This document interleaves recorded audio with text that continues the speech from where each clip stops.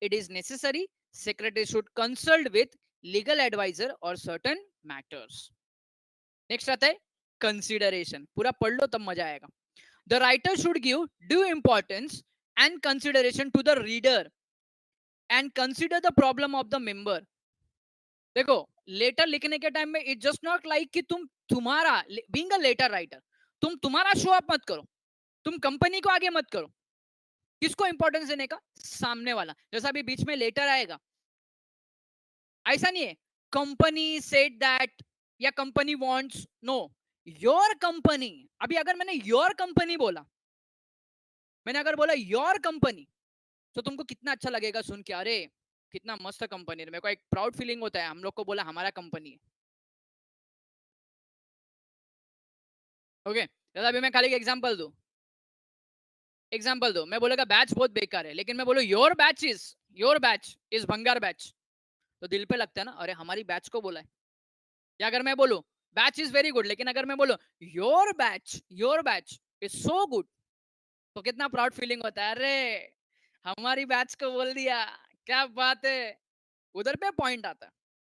तो लेटर लिखने के टाइम पे जो भी कंसिडरेशन है वो कंसिडरेशन किसको देना चाहिए? तो रीडर को देना चाहिए. हाँ बराबर है, वो है ना डायलॉग, छाती चौड़ा आ गया, तो वैसे ही पॉइंट है. तो कंसिडरेशन किसको देना चाहिए? तो कंसिडरेशन रीडर को देना चाहिए. किसको? रीडर को.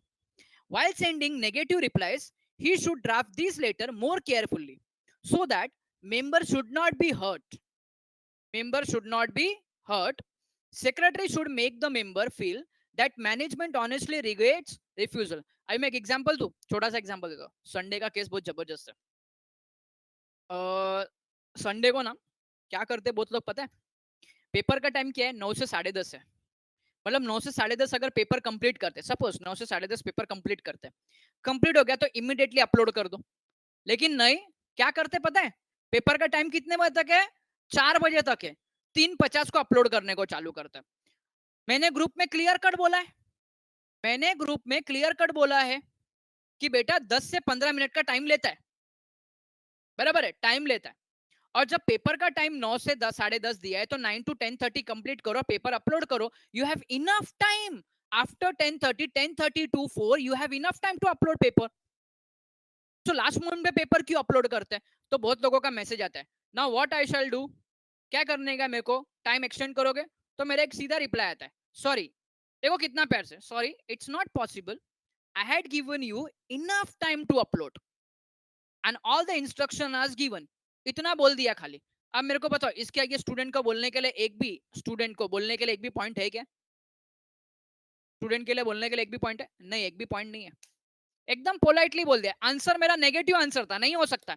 नहीं, अगर मैं बोल दूं नो, नेवर, नो चांस, तो तुम लोग भी बोलेंगे अरे कैसा आंसर दे रहे सर, रूडली आंसर दे रहे.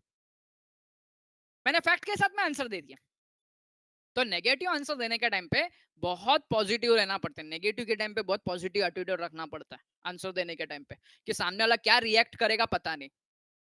तुम जाके बोलेंगे मम्मी को कंप्लेन करेंगे, अरे वो सर को हम लोग कुछ पूछते ना डांट देते हैं हमको, बट क्यों डांटा वो नहीं बोलेंगे, बोल देंगे डांट देते हैं हमको, इसके लिए हम पूछते नहीं है. लेकिन क्यों डांटा वो नहीं बताएंगे, गलती सर की. बराबर ना. चलो नेक्स्ट. नेक्स्ट है image of company. The secretary should try to project good image of the company in every situation. While drafting the letters, secretary has to try his best to remove. एक minute बच्चों.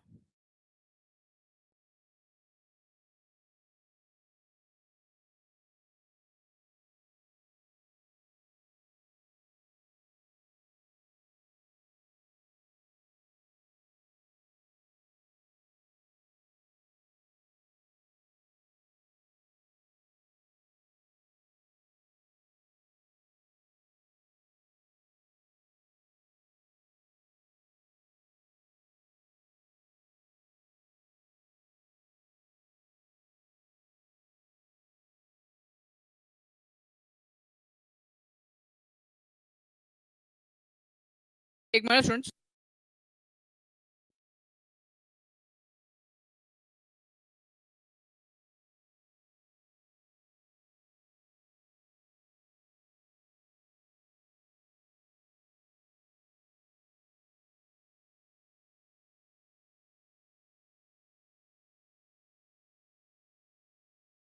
Okay चलो अभी आया screen.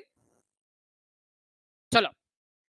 So the secretary should try to project good image of the company in every situation while drafting the letters. Secretary has to try his best to remove their doubts, queries and difficulty in polite and courteous manner. तो बेटा यहाँ पे total कितना point है? तो total यहाँ पे देखो प्रिकॉशंस के अंदर टोटल कितने पॉइंट्स है? 8 पॉइंट्स है. एंड मोस्टली यही 8 पॉइंट्स आपको रिपीटेडली आगे के 2 चैप्टर में आएंगे. ओके. सो पहला क्या था? Correct information. ये तो सिंपल पॉइंट है. Secretary should must provide the correct information to the member. lucid language means simple word, simple sentence, not a technical, no technical word, no long sentences. Prompt response to queries, questions, doubts. Secrecy, not to disclose confidential information. Politeness, rude language should be avoided. Legal matters as per company law. Lucid का example दो. अरे example तो दिया था बेटा. आपको revoked का मतलब पता था क्या? 11th के एसपी पढ़ने के पहले. रिवर्स का मतलब पता था क्या? रिवर्स का मतलब पता था? रिवर्स और कैंसिल का मतलब पता था? हाँ. अभी वही मैं रिवर्स और कैंसिल की जगह पे मैं रिवोक्ड वर्ड लिख दूं तो प्रॉब्लम आएगा कि नहीं आ रहे आपको? तो मैं रिवोक्ड की जगह पे I will put reverse, cancel etcetera. ये सिमिलर वर्ड पुट करूं तो भाई मीनिंग तो सेम ही आता है दोनों का. चलो. कंसिडरेशन बोला मतलब consider the problem of readers. An image of the company, ये तो तुमको पता है. Create a good image in every situation. Screen is not visible. Is it visible? Felicia का उधर नेटवर्क गया. चलो. नाउ 6.2 ध्यान देना इधर पे. 6.2 under which circumstances secretary has to enter into correspondence with letter. कहां पे सेक्रेटरी को लेटर भेजने की जरूरत होती है? तो देखो इतनी सारी लिस्ट है. क्वेश्चन आ सकता है तुमको एग्जाम में. State the circumstances under which secretary has to enter into correspondence. तो तुमको ये लिस्ट के नाम लिखने पड़ेंगे वहां पे. सबसे पहला allotment letter, issue of share certificate. देखो खाली लिस्ट का नाम है, एक्सप्लेन करने का कोई जरूरत नहीं है यहाँ पे. Execution of right issue, dividend mandate, refusal of transfer of shares, notice of loss of share certificate, letter to legal representative regarding transmission of shares. देखो ट्रांसमिशन आ गया. Regret letter, issue of bonus shares, letter for payment of dividend, approval of transfer of shares, notice and agenda of general meeting, reply to certain queries raised by the member. Okay, तो इतना पूरा list है. इतना list है. Sorry. तो exam में question आया 4 mark के लिए तो आपको ये लिखना पड़ेगा. Following are the various occasion when share certificate sorry secretary writes the letter to the member. And आगे आपको लिस्ट के नाम लिखने पड़ेंगे. जितने याद आते उतना लिख डालने का, खत्म करने का. ठीक है. बट सर अपने सिलेबस में कितना है? अपने सिलेबस में कितना है? तो अपने सिलेबस में बेटा ये 4 है. अपने सिलेबस में 4 है. 4 क्या है? तो पहला शेयर सर्टिफिकेट इशू करना है. फर्स्ट है शेयर सर्टिफिकेट. सेकंड है payment of dividend. And payment of dividend 2 है. If shares on physical form और इलेक्ट्रॉनिक फॉर्म. फिजिकल फॉर्म में रहेगा तो डिविडेंड वारंट. फिजिकल फॉर्म में डिविडेंड वारंट. और अगर डीमैट फॉर्म में होगा तो इलेक्ट्रॉनिकली पे करेंगे. डीमैट फॉर्म में होगा तो इलेक्ट्रॉनिकली पे करेंगे. अदरवाइज फिजिकल फॉर्म में तो डिविडेंड वारंट. नेक्स्ट है letter of issue of bonus shares and reply letter to query of member. तो अपने सिलेबस में टोटल 4 थे. कितने? 4 लेटर है. सर इधर दिखने में 5 है, ये 5 है बट अगर बेसिकली देखो तो 4 है टोटल. टेक्निकली 4 है. Share certificate, payment of dividend, bonus shares, query of member. Okay. तो बच्चों ये 4 लेटर स्टार्ट करने के पहले as I said last lecture में कि हमको लेटर राइटिंग का या जो लेटर्स होते हैं उसके लेआउट गो थ्रू करने पड़ेंगे. तो उसके लेआउट गो थ्रू करते हैं. चलो. कोई भी लेटर है, कोई भी बिजनेस लेटर है, आपको पता है कोई प्लेन पेपर पे उसको प्रिंट नहीं करता. उसका एक लेटर हेड होता है. लेटर हेड कभी देखा है आपने? कभी लेटर हेड बच्चों? लेटर हेड अगर आपने कभी देखा होगा लेटर हेड ऊपर साइड में वो पूरा प्रिंटेड होता है, ऊपर साइड में पूरा प्रिंटेड होता है सब डिटेल। जो कॉमन डिटेल आने वाली है, मतलब जो अपना बेसिक इंफॉर्मेशन होने वाला है, वो ऊपर प्रिंटेड होता है, नीचे का पार्ट ब्लैंक होता है।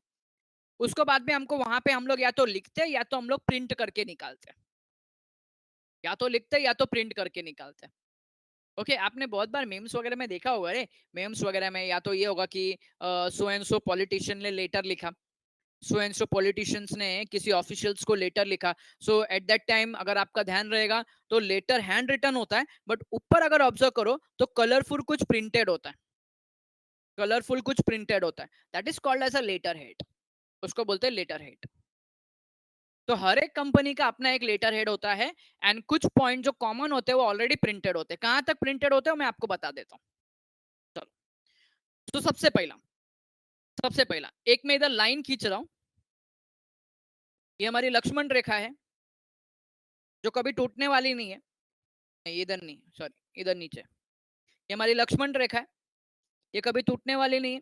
कुछ भी हो जाए, कुछ भी हो जाए, ये पॉइंट कभी टूटेगा नहीं। सर आप ऐसा क्यों बोल रहे हैं? बोलता हूँ थोड़ी देर में।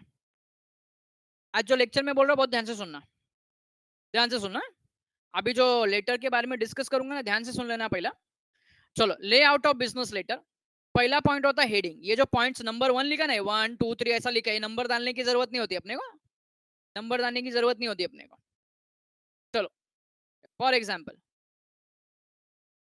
एबीसी लिमिटेड, ध्यान देना, एबीसी लिमिटेड,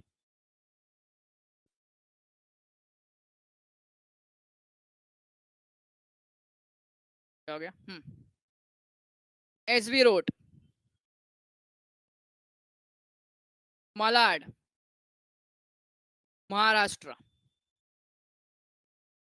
ये नेम एंड एड्रेस हो गया, ये उधर ऊपर नेम है। क्या हो गया सर? क्या हो गया आर्या?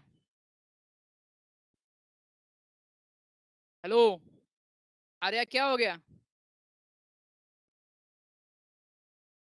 आवाज सुनाई दे रहा है? स्क्रीन पढ़ाई के विजिबल है? लिए मेहनत तो सब करते हैं, लेकिन स्मार्ट स्टडी कौन करता है? प्री एग्जाम ऐप के साथ बनाइए अपनी तैयारी super smart. Pre exam app देता है वाइड रेंज के एग्जाम्स की तैयारी, जैसे JEE, NEET, CAT, CA foundation, CSEET, banking, railway, SSC, MBA entrance, SYJC, com, TYB com और भी बहुत कुछ। Chapter wise tests and mock tests, detailed performance analysis, और अब तैयारी होगी एकदम परफेक्ट। कहीं भी कभी भी पढ़ाई करें। और एक विशाल क्वेश्चन बैंक आपकी तैयारी को बनाए आसान। इंस्टेंट इवैल्यूएशन से तुरंत जानिए अपनी परफॉर्मेंस और पाएं पर्सनलाइज्ड फीडबैक। तो अब देरी किस बात की? प्री एग्जाम ऐप डाउनलोड करें और अपने नाम से रजिस्टर्ड करें और एक विशाल क्वेश्चन बैंक बिल्कुल फ्री और अपनी सफलता की कहानी लिखें। लिंक डिस्क्रिप्शन में है। प्री एग्जाम ऐप स्मार्ट आवाज तैयारी सुनाई का दे रहा है? साथी। स्क्रीन विजिबल है? Hello students, everything is fine, clear है? चलो ठीक है, तो यहाँ पे ध्यान दो।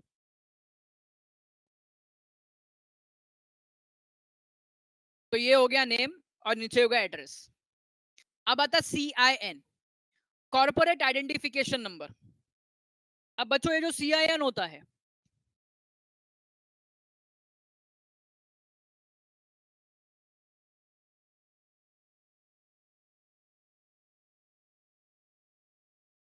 कॉर्पोरेट आइडेंटिफिकेशन नंबर होता है जब लगेगा लेकिन रजिस्ट्रेशन या कंपनी का जब रजिस्ट्रेशन करना होता है तो किसके पास होता है? ROC के पास, रजिस्ट्रार ऑफ कंपनीज के पास। तो जब फाइनली रजिस्ट्रेशन हो जाता है तो ROC एक नंबर देता है जिसको बोलते हैं CIN, CIN। तुमको CIN के अंदर टोटल कितने डिजिट होते हैं?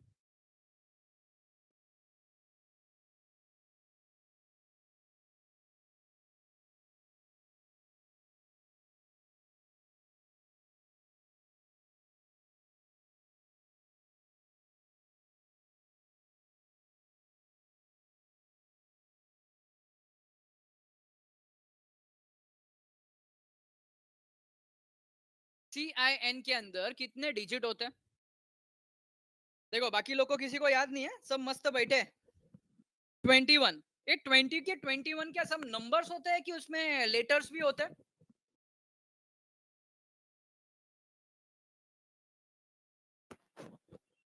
ट्वेंटी के 21 ओके, अल्फा न्यूमरिक होते हैं, क्या बात है, वेरी गुड, अल्फा न्यूमरिक होता है, अल्फा न्यूमरिक, उसके ऊपर बाद में डिस्कस करूंगा मैं, उसके ऊपर बाद में डिस्कस करूंगा अल्फा न्यूमरिक पे। फिर आता है टेलीफोन नंबर, टेलीफोन नंबर तो तुमको पता है, वो 022 होता है और उसके आगे 6-7 डिजिट है। ईमेल अपना बना लेने का कंपनी का नाम का, जो कंपनी बनाएंगे। फैक्स और वेबसाइट, ध्यान देना बच्चों, ये जो डिटेल है ये पूरा एक ही बनाओ, पूरा ओनली वन,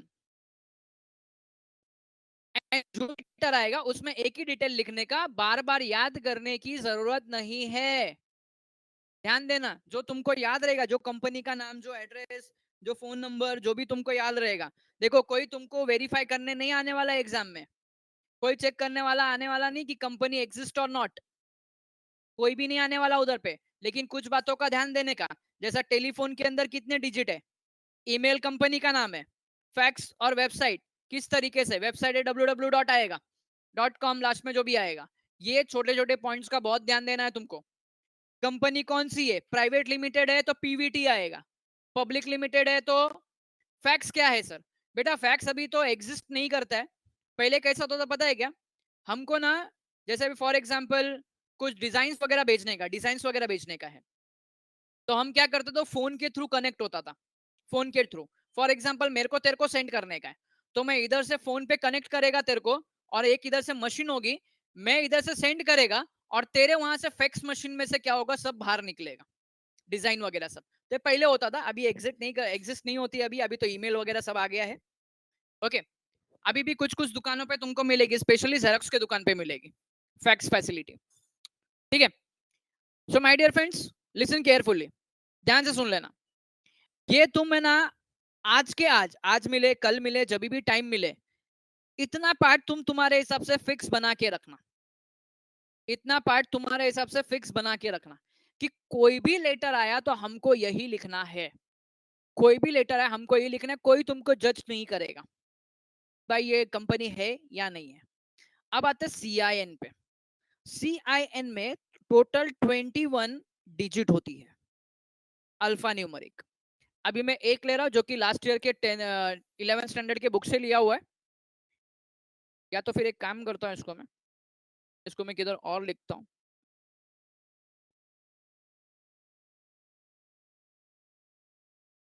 चलो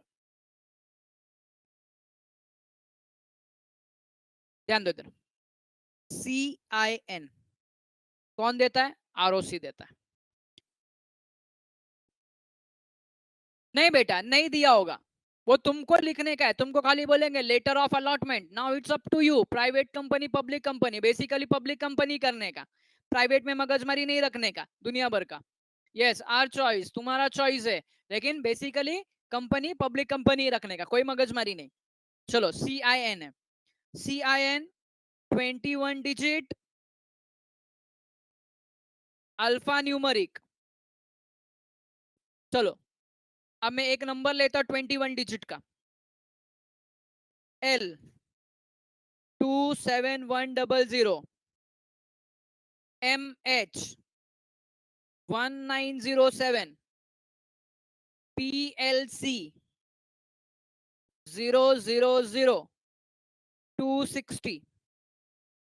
अब अगर इसको टोटल करो बच्चों, तो ये हो गया है 1, ये हो गया 5, ये हो गया 2, ये हो गया 4, ये हो गया 3, ये हो गया 6। टोटल करो, 6 + 3 9, 9 + 4 13, 13 15, 15 5 20 21, टोटल हो गया 21। सर लेकिन ये हाँ एग्जाम में ऐसा अलग अलग नहीं लिखने का, ब्रेक करके नहीं लिखने का बच्चों, इसको साथ में लिखा जाता है। किस तरीके से साथ में लिखा जाता है, इधर नीचे लिखता हूँ मैं, L 27100, MH 1907, PLC 000260, इस तरीके से पूरा लिखा जाता है। एग्जाम में अलग अलग मत लिखना। अभी सर आपने क्यों अलग लिखा है, मैं तुमको समझाने के लिए, बताने के लिए अलग लिखा है मैं, नहीं तो एग्जाम में इस तरीके से लिखा जाता है। सर हमको क्या लिखने, तुम्हारे मर्जी के हिसाब से लिख सकते हो, तुम्हारी फॉर एग्जाम्पल इधर एल लिखा है तो बेटा एल इंडिकेट करता है, ये एल इंडिकेट करता है लिस्टेड है अनलिस्टेड है। अगर तो आएगा एल, अगर अनलिस्टेड है तो आएगा यू। ये वॉइस ब्रेक हो रहा है, ठीक है रुको।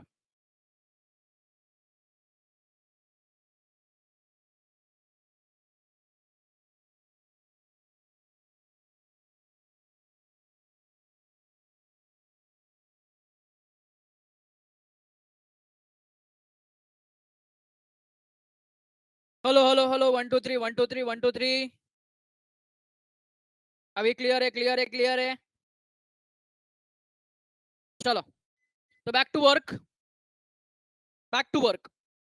तो देखो ये जो एल है ना, एल बस, हाँ वही वही वही वही वही वही कर रहा हूँ कर रहा हूँ कर रहा हूँ। फर्स्ट डिजिट है एल, ये एल या तो इधर एल आएगा या तो यू आएगा।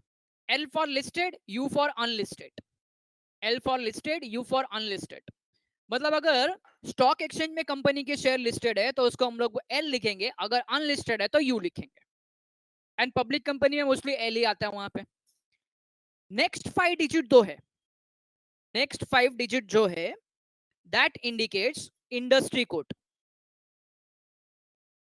Industry code 5 digit industry code. आगे का जो 2 है वो आता है state code, state code of ROC. जैसे महाराष्ट्र, गाड़ी के ऊपर व्हीकल पे देखो तो एमएच लिखा होता है, एमएच लिखा तो समझ में आता है महाराष्ट्र है। जीजे लिखा होता है तो गुजरात। ये सब अलग अलग है, ठीक है।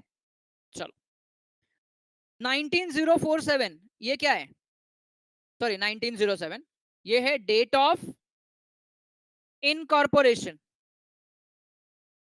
किस दिन इसको इनकॉर्पोरेट किया था, date of incorporation.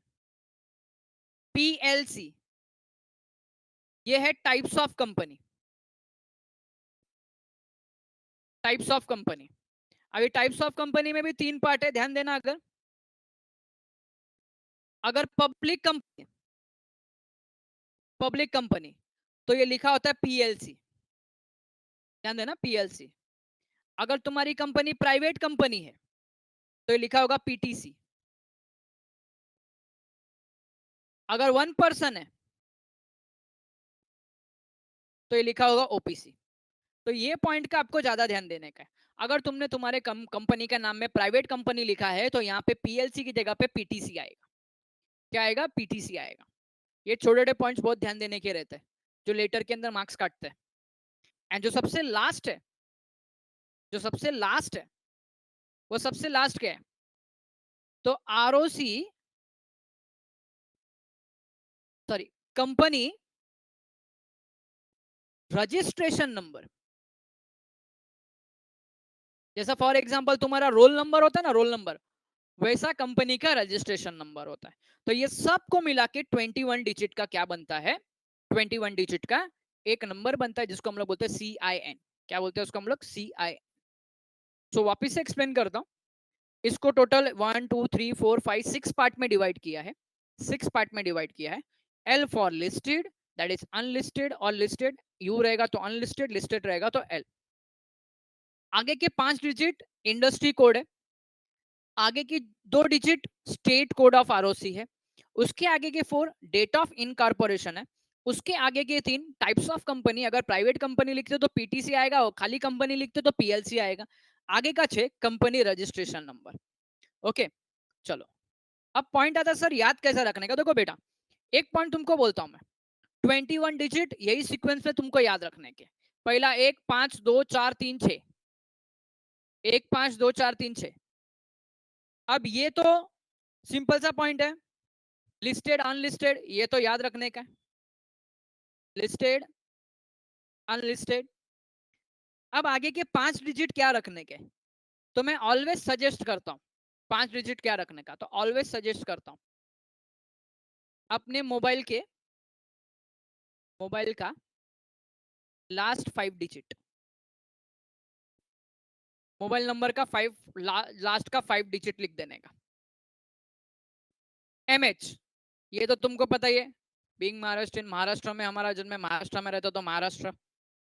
Date of incorporation, इधर आपका बर्थ ईयर लिख दो, इधर आपका बर्थ ईयर लिख दो, सिंपल सा। डेट ऑफ इनकॉर्पोरेशन उसका बर्थ ईयर है तो उसका भी बर्थ ईयर, लेकिन ना बर्थ ईयर लिखने के टाइम पे एक पॉइंट ध्यान रखना। सपोज फॉर एग्जांपल तुम्हारा बर्थ क्या होगा, 2003, ऑलमोस्ट 2003 नहीं, 2004 और 2003, ऑलमोस्ट इतना ही होगा ना। हेलो, तुम्हारा बर्थ ईयर आजू बाजू है ना, 2003 या 2004। ओके, अच्छा, जब तुम 2003 एंड 2004 लिखोगे ना तो be careful, annual general meeting है तो ये मत लिख देना 30th एनुअल जनरल मीटिंग। अगर तुम डेट ऑफ इनकॉर्पोरेशन 2003 लिखते हो तो be careful, 30th annual general meeting